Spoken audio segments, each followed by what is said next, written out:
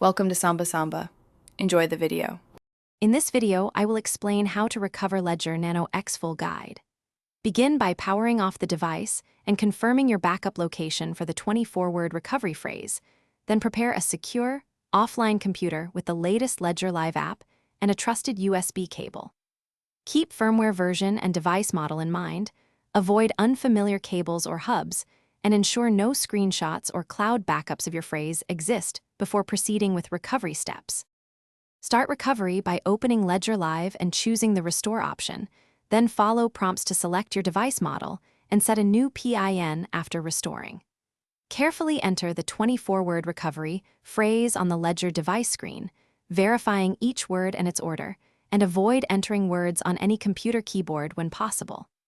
After successful word entry, Ledger will recreate your accounts. Review each account and synchronize with the blockchain to confirm balances.